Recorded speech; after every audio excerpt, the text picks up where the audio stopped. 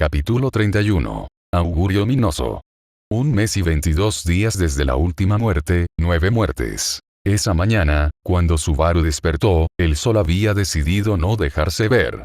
Una densa niebla había descendido sobre toda la capital, acompañada por una copiosa llovizna, impidiendo así el paso de una gran parte de los rayos de luz. Con su rostro emblanquecido, Subaru había salido de su cama en la mansión de Anastasia, para entonces doblarse sobre sí mismo y vomitar todo el contenido de su estómago. Un fuerte olor agrio llegó a su nariz, provocando que sufriera otra arcada. El piso ahora se encontraba cubierto por un líquido amarillento. Lo poco que había cenado en casa de Leith. Las náuseas que sentía eran tan fuertes, que al intentar dar un paso hacia atrás para alejarse de su vómito, tropezó y cayó sobre sus nalgas. Gruñendo, Subaru se había arrastrado hasta su cama. Se sentó en esta y comenzó a hacer ejercicios de respiración para aliviar la desagradable sensación. Así como el cielo pálido, su piel tenía un tono blanquecino. Enormes ojeras eran la única mancha en el lienzo en blanco que era su piel. Pasados unos minutos, Subaru había sentido que las náuseas se habían aliviado, por lo que fue al baño ubicado dentro de su habitación, tomó un trapo y regresó para limpiar el vómito. Desde entonces habían pasado un par de horas, y Subaru aún no había salido de su habitación, ni siquiera para desayunar. Lo cierto es que ignoraba qué hora era, bien podrían ser las 8 de la mañana, o las 10 de la noche. Aunque claro, en ese mundo el tiempo no era medido de esa manera. Con ojos enrojecidos, observó la hoja de papel que se encontraba entre sus manos. En este podía apreciarse un esbozo de lo que parecía ser un ventilador, o algo de apariencia similar. Tras varios minutos de observarlo detenidamente, Subaru gruñó, para posteriormente doblar el papel en su puño hasta convertirlo en una esfera y lanzarlo a una esquina de su habitación.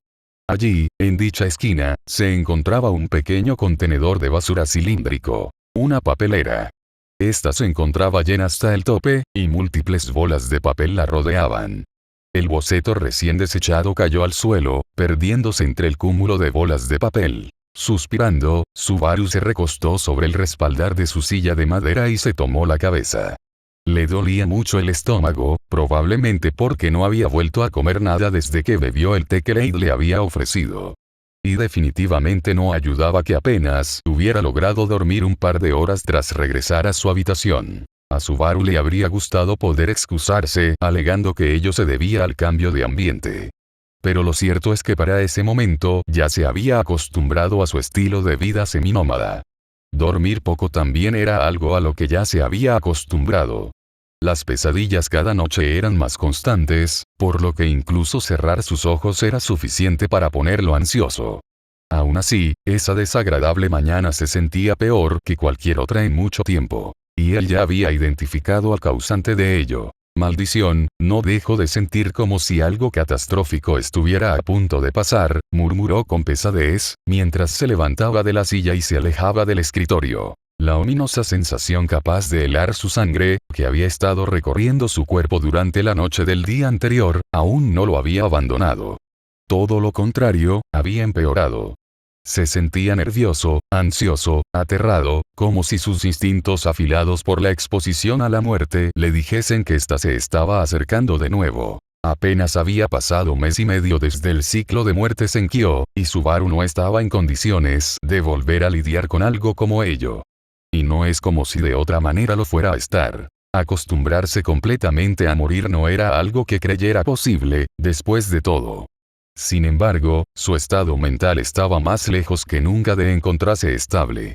Verse expuesto a algo como morir una vez más, podría finalmente quebrarlo por completo, y él mismo no estaba seguro de qué podría pasar entonces. Una vez se halló en pie de nuevo, Subaru arrastró su mirada por la habitación, para finalmente posarla en sus brazos. Estos estaban cubiertos por vendas blancas, en las cuales eran visibles múltiples manchas de sangre seca. El estado mental en el que se encontraba, para su suerte, tenía una pequeña ventaja, y esta era que se encontraba considerablemente entumecido ante el dolor físico. Por esto, Subaru había sido capaz de continuar con su rutina diaria, compuesta casi en su totalidad de trabajar en sus diseños, sin mayor problema.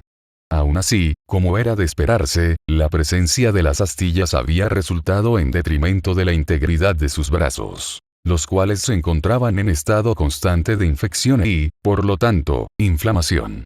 De no ser porque semanalmente hacía que se los trataran con magia de curación, lo más probable es que ya habría perdido ambos brazos. Otra ventaja de la magia curativa, al menos no perderé mis brazos por culpa de mi estupidez, pensó, mientras rozaba las vendas con sus dedos. Ahora que había pasado un tiempo desde lo ocurrido el día que decidió dejar las astillas bajo su piel, y había podido reconsiderar sus acciones, Subaru pudo aceptar que se había dejado llevar por el calor del momento, no obstante, ya no había vuelta atrás. Así como le había dicho al curandero. Estaba aprendiendo a vivir con ello. Liberando un pesado suspiro, Subaru abrió la puerta de su habitación y se aventuró en los corredores de la mansión secundaria de Anastasia Osin. Originalmente había planeado regresar a la casa de Leith, después de todo eran socios y eso habría acelerado mucho las preparaciones que tenían que hacer juntos. Pero después del ataque en Kyo, hacerlo le fue imposible. Y no solo porque Anastasia prácticamente le ordenó quedarse en su mansión, sino que además no quería comprometer aún más a sus colegas exponiéndolos con su prolongada presencia.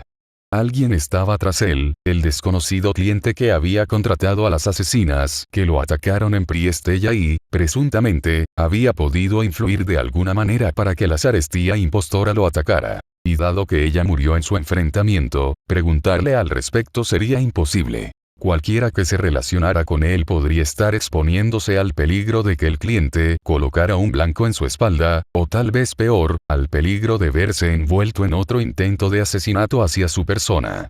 Por ello mantenerse junto a Anastasia, una de las personas con mejor seguridad de ese mundo, era su mejor opción. Teniendo en cuenta tanto su seguridad como la de los demás. Ahora cada vez que salía de la mansión era escoltado, aunque no siempre por alguno de los trillizos. Dentro de la mansión también era protegido, y siempre había un mercenario del colmillo de hierro en la habitación al lado de la suya. Aunque esa constante vigilancia había actuado en detrimento de su salud mental, y no era raro que le dieran ataques de nervios por el simple hecho de tener que ir al comedor. Entre ello, y la ominosa sensación de que algo terrible tomaría lugar, Subaru había perdido por completo el apetito. No obstante, no por ello su estómago había dejado de necesitar de alimento, por lo que finalmente se había visto obligado a ir por algo de comida. Arrastrando sus pies, Subaru se acercó al comedor, con el mismo mercenario al que le habían asignado el turno en la habitación de al lado siguiéndolo de cerca. No había demasiados miembros del colmillo de hierro en los alrededores. O al menos no el flujo de estos que se podría llegar a ver durante un día normal. Por supuesto, esto tenía una buena razón. Dado que Anastasia había enviado a gran parte de sus mercenarios contratados junto con las fuerzas que reunió Khrushchev Karsten, solo algunos miembros se habían quedado atrás para proteger tanto a la mansión como a su dueña. Y de paso, a él. Por lo mismo, el sujeto que lo estaba siguiendo era el mismo que lo había acompañado a su reunión con Leith. Tal vez por esto es por lo que él parecía estar respetando un poco más su espacio personal. ¿Acaso había notado su mal humor y había preferido darle su espacio? Era posible, pero Subaru no tenía la intención de comprobarlo. Una vez su cuerpo traspasó el umbral que daba paso al comedor, Subaru finalmente pudo relajarse un poco. Como indicaba el protocolo, el mercenario se quedó al lado de la puerta, por lo que Subaru finalmente pudo liberarse de la molesta escolta. Si tan solo estuviera Mimi, pensó con pesadumbres. Solo cuando la pequeña demi-humana o Tivei eran sus escoltas, Subaru se sentía en completa comodidad. Pero ella se encontraba acompañando a Ricardo y Julius, y Tivei estaba ejerciendo como la escolta personal de Anastasia, así que ninguno de los dos estaba disponible para acompañarlo. En el caso de Tivei, él se había quedado, por supuesto, para proteger a Anastasia, pero además para ayudarla con varios asuntos relacionados con las cuentas de la empresa. Como el más inteligente de los trillizos, Tivei era quien solía ayudar a Anastasia con el papeleo de mayor importancia y confidencialidad cuando este era demasiado para solo ella. Así que tendría que conformarse con su escolta actual. Concluyó con desgano. Subaru finalmente se sentó a la mesa, la cual no tardó en ser cubierta por platos de distintos tipos, algunos más extravagantes que otros. Entre estos había algunos que resultaban nostálgicos, lo que tenía sentido, tomando en cuenta que él mismo le había explicado al chef el cómo prepararlos. Considerando lo que tenía al frente, era obvio que se había brincado tanto el desayuno como el almuerzo, puesto que ninguno de los platillos calzaba con lo que se desayunaría en esa mansión. Sin mencionar nada al respecto, Subaru acercó uno de los platos hacia sí mismo. Era un platillo típico en Kararagi. Ramen.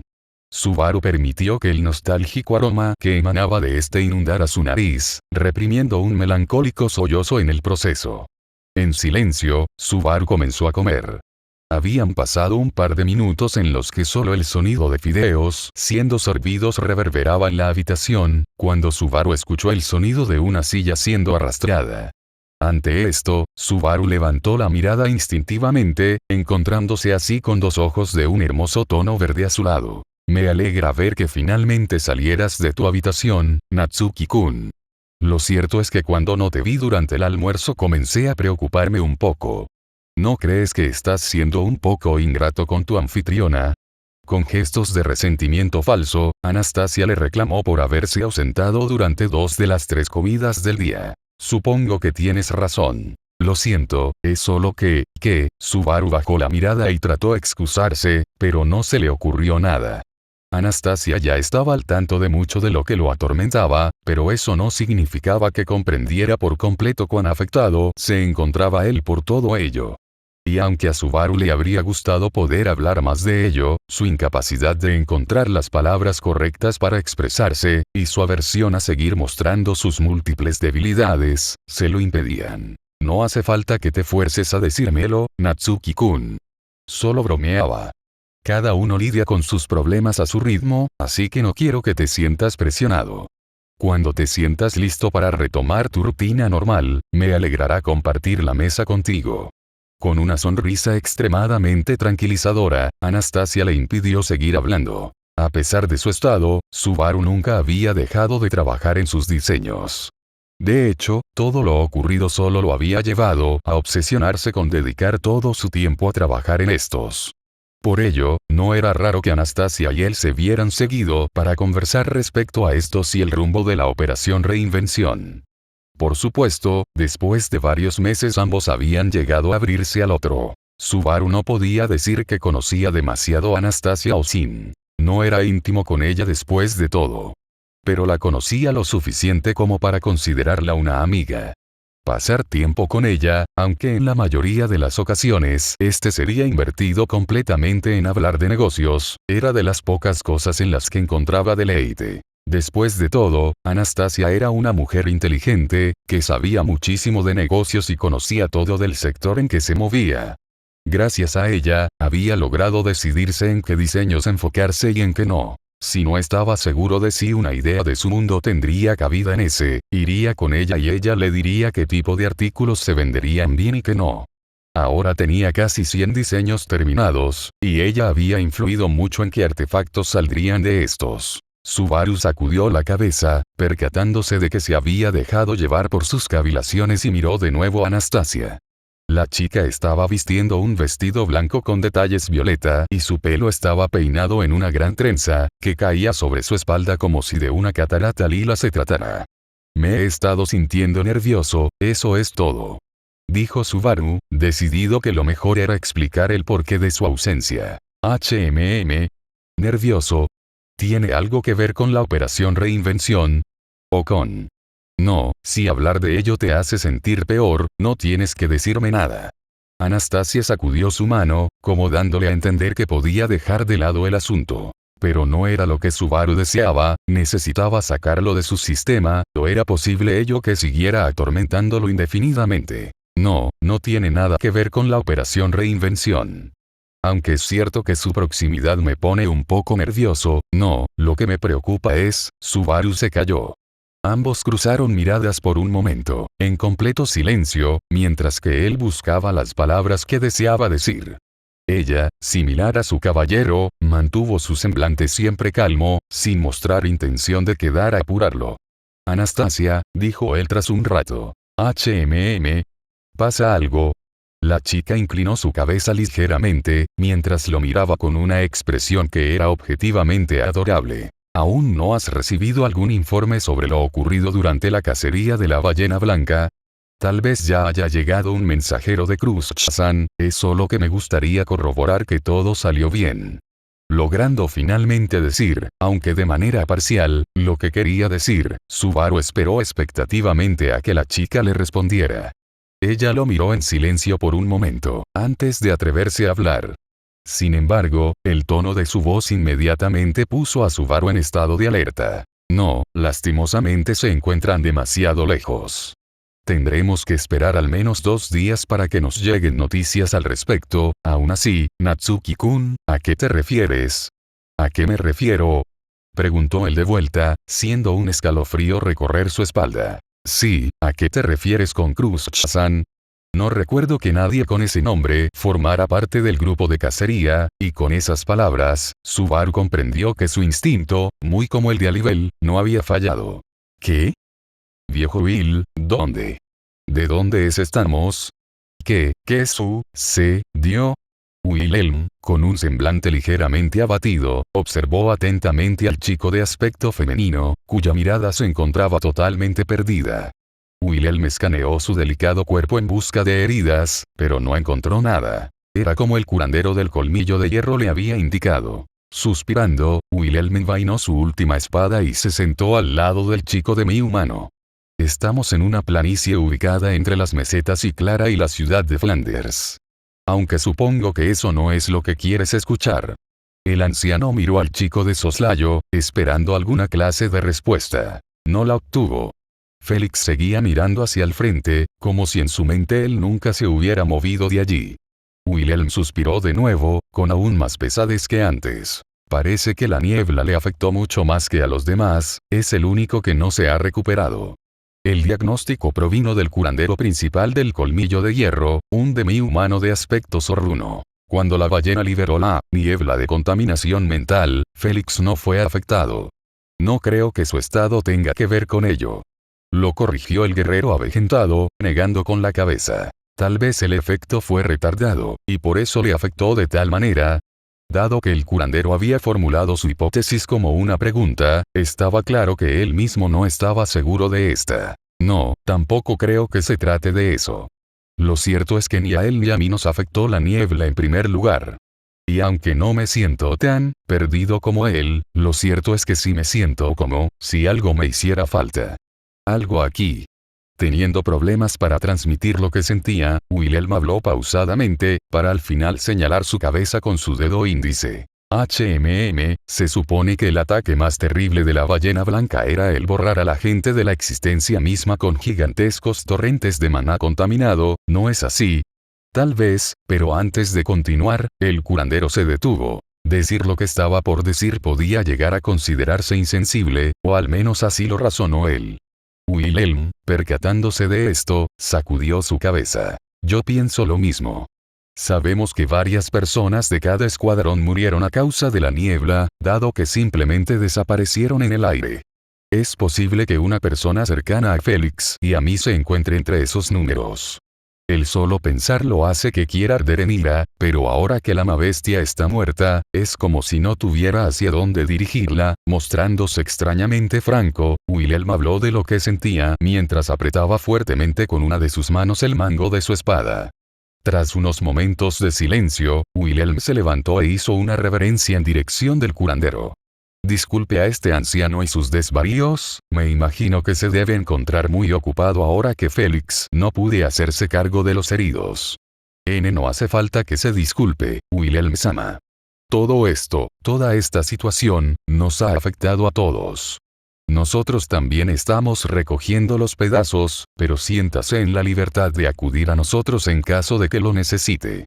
Y con una reverencia más por parte de Wilhelm, el curandero se despidió y se alejó ligeramente apenado. Después de intentar comunicarse con Félix por un rato más, sin resultado alguno, Wilhelm se despidió del caballero azul y caminó por los alrededores de la planicie, ahora tumba de la ballena blanca.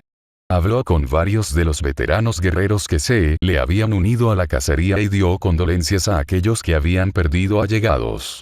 Después de casi una ronda completa, Wilhelm se encontró con la tienda hechiza en la que se encontraban Julius, Ricardo y Mimi. Posteriormente a que su filo le arrebatara la vida a la ballena, y a que sus copias se desvanecieran en el aire justo como habían esperado, Wilhelm comenzó a buscar a los aliados que le habían permitido cobrar la venganza que había estado pendiente por 14 años. Encontró a Julius relativamente rápido. Este se encontraba en el suelo, inconsciente, y su dragón de tierra lo estaba protegiendo.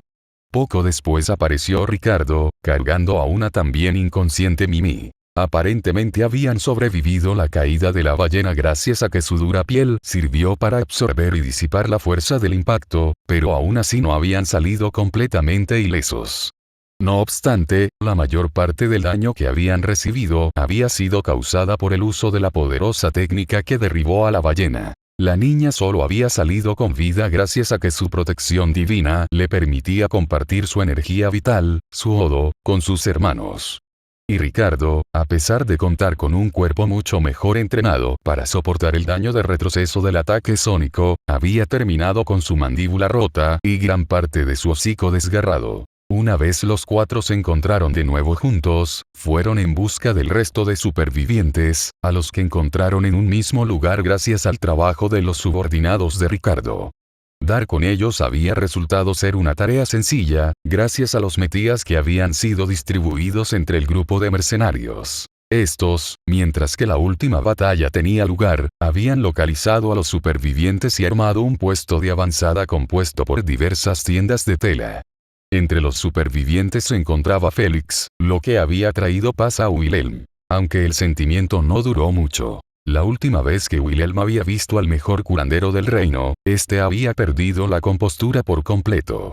Y aparentemente su estado solo había empeorado, puesto que ahora parecía estar totalmente trastornado. Ido, Julius, Mimi y Ricardo fueron llevados para ser tratados por los pocos curanderos que sobrevivieron a la batalla y Wilhelm se quedó con Félix.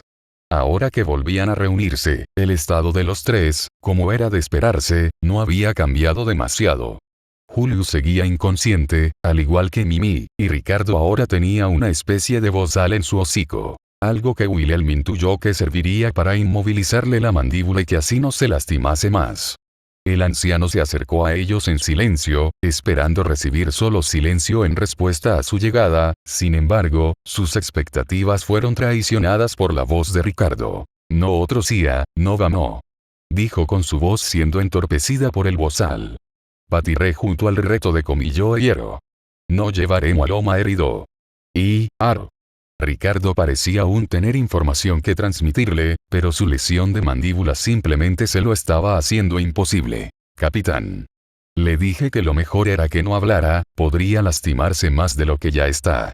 Percatándose de lo que estaba haciendo su líder, uno de los curanderos del colmillo de hierro se acercó a ambos, para entonces reacomodar el bozal, que al parecer se había movido por la insistencia de Ricardo por hablar a pesar de las recomendaciones en contra de ello.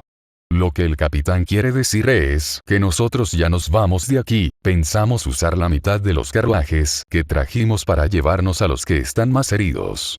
Como habíamos acordado, haremos una corta parada en la ciudad de Flanders para que allí puedan tratar mejor sus heridas y lesiones. ¿Qué piensan hacer ustedes, Wilhelm-sama?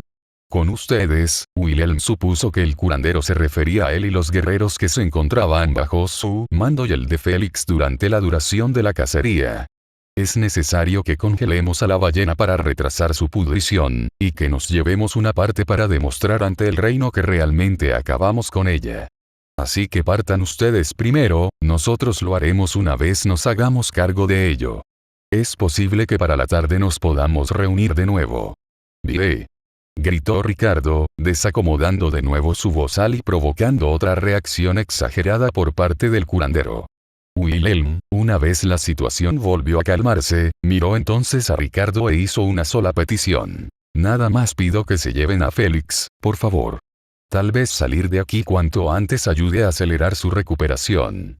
Ricardo asintió energéticamente y entonces ambos grupos, mercenarios y guerreros, sin contar a aquellos cuya salud aún se encontraba cerca del umbral de la muerte, se separaron de nuevo.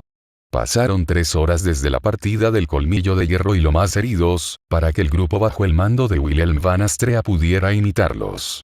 Con la desfigurada cabeza de la ballena ubicada en la parte posterior de la caravana, y el resto de su cuerpo completamente congelado gracias al uso de magia, los guerreros comenzaron su viaje de regreso a la capital de Lugúnica. Aunque antes debían reunirse con los mercenarios en la ciudad de Flanders, que se encontraba a un par de horas de la planicie donde había tenido lugar la batalla. La caravana avanzó en silencio por la carretera que conectaba su primer destino con las mesetas y Clara. Esta se encontraba completamente desolada. Probablemente los mercantes a los que se les había impedido el paso habían regado la voz, y eso había espantado a todos aquellos con la intención de cruzar la carretera. Por lo mismo, cuando el conductor del carruaje que lideraba la caravana gritó, «¡Hay alguien parado en medio de la carretera! ¿Cómo debo proceder?», Wilhelm supo que algo no andaba bien. Que la batalla aún no había terminado, solo cambiado de contrincante. Sin dudarlo, desenvainó su espada y gritó a sus hombres que se detuvieran. Su voz no resonó de manera especialmente estruendosa, pero aún así bastó para que todos los conductores obedecieran al unísono. De un salto, Wilhelm bajó del carruaje en el que se encontraba, el segundo en la formación, y avanzó a paso tranquilo hacia la parte delantera de la caravana. Una vez el carruaje frontal salió de su campo de visión, Wilhelm pudo verlo. Era un hombre de blanco, y eso era todo, visualmente no tenía otra característica que pudiera resaltar además de esa. El hombre de blanco se veía como una persona completamente normal, si acaso del estrato medio alto de la sociedad. Aún así, el blanco de ese hombre, no era un blanco puro, de eso estaba seguro. Lo que tenía frente a él no era del todo humano. Capítulo 32. Eterno viaje hacia la desgracia. 1 mes y 22 días desde la última muerte, 9 muertes. ¿Se puede saber qué es lo que desea?, preguntó Wilhelm, manteniendo la educación griega. La distancia. El hombre, cuyo porte transmitía un enorme ego, lo miró con parsimonia. Yo. ¿Hablas de mí? Si es el caso, te puedo decir que yo, mi persona, no deseo nada, absoluta y totalmente nada. ¿Por qué lo haría? Yo soy el hombre que lo tiene todo, no, permíteme decirlo de manera diferente. Soy el hombre que es feliz con todo lo que tiene, al que no le hace falta nada más. Así que ¿por qué necesitará algo? No tienes nada que yo pueda querer, eso te lo aseguro. Así de grande es mi humildad, la humildad del hombre que lo tiene todo, del hombre completo, del hombre que se conforma con lo que sus manos pueden tomar, y no necesita nada más. Si es ese el caso, podría hacerse a un lado. Ahí donde se encuentra nos está impidiendo el paso. Cansado del interminable monólogo del extraño sujeto, Wilhelm lo interrumpió cortésmente para así pedirle que se corriera. Eso demostró ser un error. De pronto, el hombre exudó un aura de opresiva hostilidad, que hizo que Wilhelm levantara su espada por instinto y se colocara en posición de ataque. ¿Acaso no tengo yo el derecho de comunicar lo que deseo hablar?, exclamó, frunciendo el ceño. Todos nacemos con ciertos derechos. Los derechos son algo con lo que todos contamos, ¿no es así? Así que respetar esos derechos con los que nacemos es lo mínimo que podría hacer una persona cuando interactúa con otra. Lo mínimo que yo espero día a día cuando me levanto es que, cuando me llegue a encontrar con otras personas, éstas respeten mis derechos. Así que ¿por qué violenta mi derecho a hablar? Si me impide terminar lo que deseaba decir, entonces está violentando mi derecho a comunicarme. ¿No es así? Claro que es así. Yo no deseo nada, solo que respeten mis pertenencias, que me respeten como la persona íntegra que soy. Por lo tanto, espero que la gente con la que me cruzo tenga la decencia mínima de escuchar lo que tengo que decir. ¿Es mucho pedir? Yo creo que no. Y también creo que me veré en la necesidad de proteger mis derechos si sigue violentándolos de esa manera. Usted habla de derechos, pero está impidiendo nuestro derecho de transitar por la carretera, la cual ha sido construida para el tránsito de carruajes, no de personas. Así que creo yo que quien está equivocado aquí es usted. Quien está violentando los derechos de otro es usted. ¿Cómo dijo? Ante la afirmación de Wilhelm, las venas en la frente del sujeto se hincharon. Mi único deseo era recorrer esta carretera bajo la cálida luz del sol. Y me está diciendo que yo no puedo saciar dicho deseo. No, no pienso aceptarlo. Soy una persona, un hombre que nunca pide demasiado, solo lo básico, lo mínimo. Quiero hacer algo tan simple como caminar por una carretera, y este anciano se atreve a decir que no puedo hacerlo. ¿Qué clase de broma es esta? Yo creo que lo único que me queda por hacer es luchar por el cumplimiento de mis derechos. Este anciano que ni siquiera tuvo la educación de presentarse, como dicta el protocolo, no, debo definitivamente velar por el cumplimiento de mis derechos, es lo correcto por hacer. Haciendo gestos exagerados y moviendo sus manos frenéticamente, el hombre habló y habló, como si el dejar de producir palabras significara su muerte. En ningún momento durante la larga duración del monólogo del hombre de blanco, Wilhelm había alejado su vista de él. Sus afilados sentidos de espadachín le estaban indicando que alejar la mirada por un segundo podía significar su muerte. Y fue gracias a eso que pudo moverse a tiempo para esquivar lo que fuera que el sujeto le había lanzado. No parecía ser nada especial, o no fue así hasta que el carruaje que se encontraba a su lado, y los dos que se encontraban atrás, explotaron, convirtiéndose en una lluvia de escombros y sangre. Atónito, Wilhelm observó el resultado de un simple movimiento de mano. Pero su asombro duró poco, puesto que inmediatamente se preparó para asestarle una estocada al hombre de blanco. No obstante, una voz le impidió hacerlo. No, esto es malo, es pésimo, es negativo, es nocivo, es perjudicial, es terrible, es espantoso, es doloroso. Tsu. Había tantas comidas gourmet en esos carruajes, no hacía falta destruirlos, nosotros pensábamos comer, degustar, disfrutar, gozar, lamer y engullir las exquisiteces que allí se encontraban. Gula, tsu. Wilhelm miró hacia donde provenía esa voz de soslayo, sin dejar de enfocarse en el hombre de blanco, y lo que vio hizo que su ira, que iba en aumento, se elevara hacia los cielos. Un chico que no podía superar los 15 años, bajito, se estaba acercando hacia ellos arrastrando los pies. Su boca llena de afilados colmillos y sus ropajes andrajosos solo eran la apertura de lo que era una figura extremadamente desagradable a la vista. Pero eso no era lo que había provocado la ira de Wilhelm. Además de una sonrisa melancólica que solo podía ser descrita como inquietante, el chico tenía un par de ojos de color esmeralda que resultaban espeluznantes y, finalmente, su largo, descuidado cabello castaño, que le llegaba hasta las rodillas, tenía las puntas llenas de sangre. Así como las tenían las dos dagas que llevaba amarradas a cada muñeca. Un camino carmesí lo precedía, el cual provenía de la parte posterior de la caravana. Era obvio lo que había ocurrido. Yo hice lo que tenía que hacer. Ese anciano violentó no solo mi derecho a la comunicación, sino que además mi derecho al libre tránsito. Si me hubiera quedado de brazos cruzados habría. ¿Quiénes son ustedes?, preguntó Wilhelm, colocando su espada frente a sí mismo. Antes de comenzar la inminente batalla, quería corroborar las identidades de quienes enfrentaría. El hombre de blanco lo miró con ira debido a la interrupción, pero Wilhelm no le prestó atención. Arzobispo del pecado del culto de la bruja, representando a la gula, nosotros somos Leivatenkaitos, Tsu. Rezó el chico de apariencia perturbadora, refiriéndose a sí mismo como nosotros. Detalle que dejaba entrever el inestable estado mental del chico.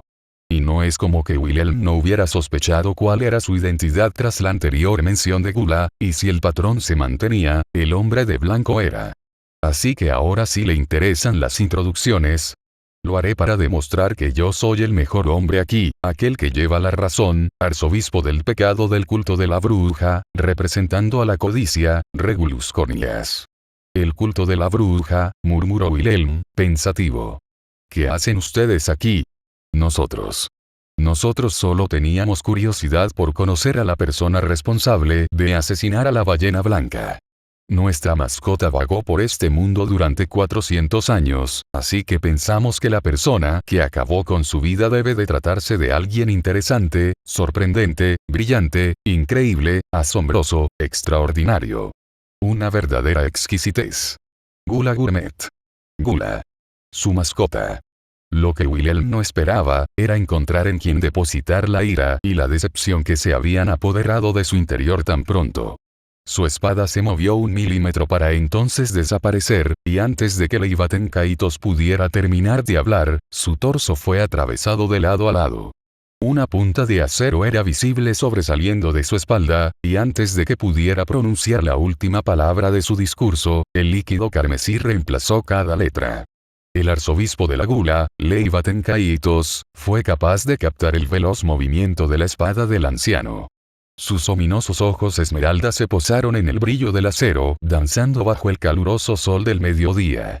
Instintivamente, el arzobispo del pecado movió sus manos, para así poder usar sus dagas con el objetivo de cubrirse. Tal vez él no contaba con décadas de experiencia en combate real, pero los recuerdos que había ingerido desde que obtuvo parte de la autoridad de la Gula de manos de la misteriosa mujer de pelo platinado, así que lo hacían. Gracias a las habilidades impresas en dichas memorias, Leiva Tenkaitos había vencido a varios de los guerreros más prolíficos del continente sin mayor problema. Gracias a esas memorias, su existencia no era más que un susurro que solo podía ser escuchado en los recovecos más oscuros de la sociedad. Él era un fantasma, un mito, al igual que el resto de los portadores de la autoridad de la Gula.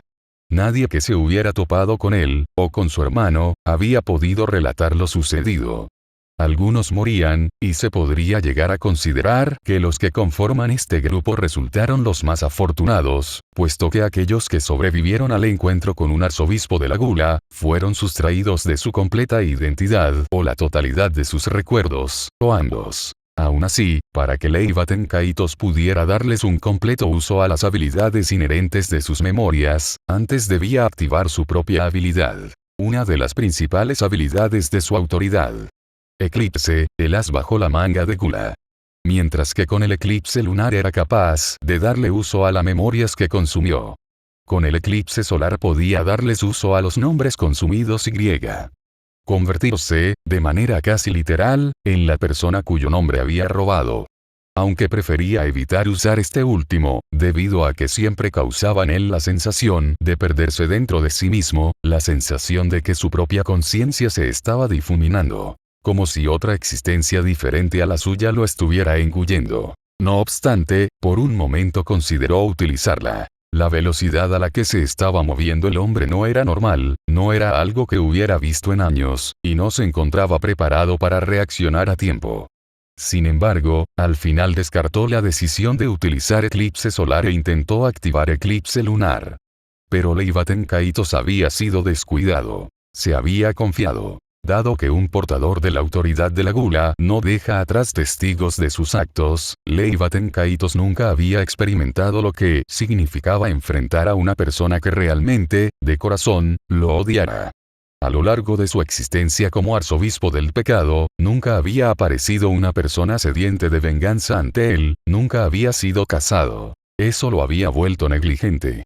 Había supuesto que algo así nunca sucediera, y por eso rondaba campante en aquellos lugares que estaban por convertirse en su próximo comedor. Nunca previó que un sujeto con la habilidad sobrehumana de Wilhelm van Astrea, que en sus años mozos robó su espada al anterior santo de la espada, se lanzaría así a él con la sola intención de acabar con su vida. El fuego que había estado ardiendo dentro de Wilhelm finalmente había encontrado un tubo de escape, y este era el despreocupado Leiva Tenkaitos. Había encontrado al responsable detrás de la ballena blanca que tanto le había arrebatado, que tanto le había humillado. El ser que no solo lo había dañado a él, sino que además a todos sus seres queridos, el ser que probablemente había asesinado a una persona importante para él, y que ni él, ni Félix, podrían recordar jamás. Wilhelm no dudaría en atravesarlo con su espada. Y así fue. El arzobispo de la Gula levantó sus dagas, pero el templado filo del anciano las atravesó, partiéndolas en el proceso, y siguió adelante sin perder un ápice de su impulso. La espada se enterró en medio del pecho del arzobispo y como si no hubiera nada que la detuviera, siguió adelante hasta que su punta encontró la salida justo en la espalda del chico de aspecto andrajoso. Leiva Tenkaitos miró a Wilhelm, anonadado, con sangre fluyendo a borbotones de su boca, nariz, pecho y espalda. Ya no había nada que pudiera detener su deceso, la espada había atravesado su corazón justo por la mitad. «Blero», exclamó, vomitando sangre a cantidades exageradas. Su mirada frenética entonces volvió a posarse en el rostro serio de Wilhelm, que seguía sosteniendo el mango de su espada.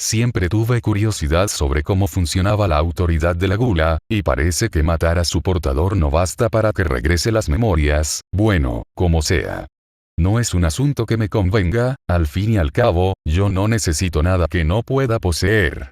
Si yo no fuera, Regulus Cornias, mostrándose nulamente conmovido por la muerte de su compañero, comenzó otro larguísimo monólogo. Pero fue interrumpido por el filo de Wilhelm, que, así como se lanzó salvajemente sobre Leivatenkaitos, se acercó hacia él a la velocidad del rayo, ignorando por completo el discurso del arzobispo. Ya estaba cansado de escucharlo y no consideraba que nada de lo que dijera pudiera resultar de valor, sin lugar a duda, uno de los pocos errores del sabio anciano. Su vida también debe ser cercenada para que el mundo pueda recuperar un poco de su paz. Las terribles hazañas de Codicia son bien conocidas, y yo me haré cargo de ponerles un punto final justo ahora. Con un rugido de determinación, Wilhelm empujó su espada en el pecho de Regulus Cornias, finalmente acabando con la vida del segundo arzobispo del pecado, o al menos eso habría sucedido de no ser porque su espada rebotó contra su ropaje, empujándolo lejos del hombre de blanco. Parece que todas mis palabras fueron desperdiciadas en oídos sordos, anciano. Es que no importa cuánto reclame por mi derecho a comunicarme, ¿seguirá violentando mi libertad? No, ya sé que la respuesta es afirmativa, por lo mismo debo de hacerme cargo de acabar con su vida inmediatamente. Después de todo, yo solo estaría actuado en defensa propia. Justificando así sus propias acciones, el hombre de retorcida mentalidad movió ligeramente su mano. El anciano se alejó justo a tiempo para evitar la lluvia de proyectiles explosivos, pero fue incapaz de escapar de la onda expansiva causada por el boom sónico y fue lanzado a volar. ¡Ar! Wilhelm cayó al suelo, pero inmediatamente se puso en pie y arremetió contra el sujeto, ahora hacia su espalda. Tal vez antes había usado una técnica para detener su ataque, pero si no lo veía. Parece que esperar unas palabras de disculpa es demasiado pedir. No deberías de haberte percatado de que no hay forma de doblegar el espíritu del hombre que lo tiene todo, anciano. Cuando fuiste primero por Batenkaitos me pareció notar un poco de razón en ti, pero he sido completamente defraudado por tu ciega obstinación. Hablando como si nunca pudiera equivocarse, Regulus Cornias reprendió a Wilhelm mientras que éste lo atacaba por la espada. La espada rebotó de nuevo y Wilhelm se vio en la necesidad de retroceder de nuevo. ¿Cuál es la habilidad de Codicia? Era la pregunta recurrente que se hacía el avejentado guerrero. Y así procedió el combate durante un par de minutos más. Regulus Cornias movía ligeramente su mano, causando que una explosión de escombros cubriese toda el área, mientras que Wilhelm se dedicaba a esquivar y contraatacar. Gracias a que Wilhelm había trasladado la batalla hacia una zona más alejada de la caravana, los carruajes restantes, con posibles supervivientes, no estaban siendo afectados por las explosiones sónicas. Sigo esperando escuchar una disculpa, anciano. Admite que te equivocaste, admite que yo estoy en lo correcto en este momento, y te daré una muerte indolora. No pienso admitir nada. Ia. La espada del anciano impactó contra la cabeza del hombre de blanco, para entonces rebotar, no, estaba siendo repelida. Una vez más, la espada de Wilhelm fue repelida, por cual fuera la habilidad del hombre. Una habilidad de invulnerabilidad. Pensó Wilhelm, con creciente frustración. Si se trataba de algo como eso, era posible que no existiera forma de que pudiera vencerlo. El arzobispo de la Codicia no era especialmente hábil ni ágil, eso era cierto. Podría decirse que se encontraba en el rango de habilidad de un civil. Sin embargo, si este no contaba con un punto débil, con una zona vulnerable, entonces eso explicaba por qué cada vez que se mencionaba su nombre, implicaba la derrota total de su enemigo. Aún así, Wilhelm no podía darse por vencido, o de lo contrario sería asesinado, de eso no había duda. Ya me cansé de esto, murmuró entonces Regulus Cornias, para posteriormente realizar un simple movimiento de su otra mano, creando así potentes ráfagas de viento capaces de arrancar pedazos de tierra. Las cuchillas de aire rozaron su cuerpo, dejando profundos cortes, pero aún así Wilhelm había logrado esquivar exitosamente el ataque. Regulus resopló, para entonces reanudar su ataque. Lanzó 3 cuchillas de aire frente a él y 3 más atrás. Wilhelm, percatándose de ello, saltó, para entonces dar una voltereta y esquivar 3 cuchillas más que llegaron desde abajo. El hombre de blanco creaba ataques letales con el simple movimiento de sus manos, pero carecía de la habilidad para utilizarlos con maestría. Wilhelm descendió y embistió al arzobispo de Codicia. Este, con una sonrisa socarrona, lanzó otra explosión de escombros. Lo que el anciano estaba esperando. Con un giro hacia el lado, Wilhelm esquivó la lluvia asesina y embistió a Regulus con su espada en alto. Realizando un arco con la punta de su espada e imprimiendo en el mango toda la fuerza de su ardiente espíritu, Wilhelm dejó caer la espada en la muñeca izquierda del hombre del blanco. Pero la espada se detuvo antes de poder tan siquiera cortar la tela. Había fallado, ni siquiera un ataque con toda su fuerza había bastado para cortarlo. Regulus entonces sonrió malévolamente e hizo girar su muñeca, lanzando cuchillas de aire en todas direcciones. El anciano se alejó del hombre de blanco con el límite de la carretera en la mirada. Para ese punto, Wilhelm ya empezaba a sentirse exhausto. No solo la edad había hecho estragos con su aguante, que no se comparaba al que poseía en sus años mozos, sino que además todavía no se había recuperado del todo tras el combate contra la ballena blanca. Por esto mismo, aunque pudo esquivar las primeras 3 cuchillas que llovieron sobre él, esquivar la cuarta le resultó imposible. Sin quejarse, el anciano cayó al suelo, habiendo perdido una de sus piernas, la cual fue cortada de la rodilla para abajo. Regulus, que debía aceptar que admiraba un poco la determinación del anciano, no mostró ningún interés en seguir comprobando su amplia experiencia en combate. Con un movimiento de su mano derecha, escombros llovieron de nuevo. Wilhelm, aún incapaz de correr, se levantó con su único pie e intentó escapar. Pero de inmediato supo que sería inútil. Regulus Cornias se había cansado de jugar al gato y el ratón. «Te amo, Teresia», susurró el anciano. Quería continuar con «nos veremos pronto», pero aquella herida que su esposa le había realizado años atrás había vuelto a abrirse. Una herida realizada con la protección divina del dios de la muerte, y que por lo tanto no cerraría nunca mientras aquel con la bendición se encontrara cerca, incapaz de comprender la razón detrás de que la herida volviese a abrirse, e incapaz de encontrarla, Wilhelm Terias Van Astrea fue golpeado por los escombros. El demonio de la espada, que vivió para la espada, fue sepultado con ella. Bien, parece que ese anciano ya no podrá seguir invalidando mis derechos y libertades, creo que ya acabé con lo que vinimos a hacer, ¿no es así, Pandora Sanma? Regulus miró hacia la nube de polvo y se dio por satisfecho al no notar señales de vida, para entonces hablar con alguien que hasta ahora se había mantenido fuera de escena. Sí, estás en lo correcto, Regulus-san. Por eso te encuentras justo ahora en tu mansión, con tus esposas. Antes de que Regulus Cornias pudiera decir nada más, su presencia se desvaneció en el aire, sin dejar atrás otra prueba de su existencia más que un mar de escombros y sangre. Ni siquiera un par de huellas. En su lugar quedó una figura que solo recordaba la del arzobispo de la Codicia en el aura inquietante que emanaba. Aunque la suya además transmitía la sensación de que se trataba de alguien de gran importancia. Allí, donde antes había estado Regulus Cornias, se encontraba una chica. Una mujer de cuerpo pequeño, cuyo hermoso pelo platinado, de tono casi transparente, descendía hasta estar a punto de tocar el suelo, pero sin llegar a hacerlo del todo. Su pequeño cuerpo, que solo estaba cubierto por un paño blanco, podía llegar a considerarse incluso una obra de arte que ni los mejores artistas podrían haber llegado a imaginar. Belleza que ni un dios se atrevería a tocar por miedo a estropearla, esa era la mejor manera de definir a la misteriosa mujer que acababa de aparecer allí. Con sus hermosos ojos de un azul oscuro encantador, la chica escaneó el que, hasta hace un instante, había sido un campo de batalla. Tras un momento, su mirada se posó en el cadáver del quien en vida fue temido como el arzobispo de la Gula.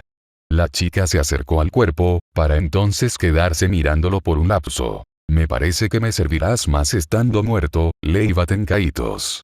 Y tras afirmar esto, la chica levantó la mirada. Ahora tu parte de la autoridad se ha fusionado con la de tu hermano. Me pregunto qué sucederá ahora. La chica entonces se alejó del cadáver y observó el cuerpo desmembrado y semienterrado del anciano que luchó hasta su último aliento contra Regulus Cornias.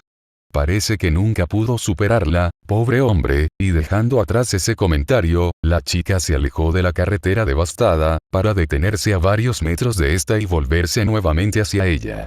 Con su mirada dignificada, la chica escaneó por última vez el lugar, para entonces partir de allí dejando atrás una frase que el viento se llevó sin que nadie pudiera escuchar. Una frase que cargaba el peso de una promesa. Parece que el flujo del destino una vez más se desvió de su curso original. A este punto, el libro del conocimiento va a perder todo su valor. ¿Acaso este resultado te satisfaría, Echidna? La mujer de hermosa figura observó con cuidado el tomo blanco que ahora se posaba en sus manos. Creo que ya va siendo hora de que me presente ante él.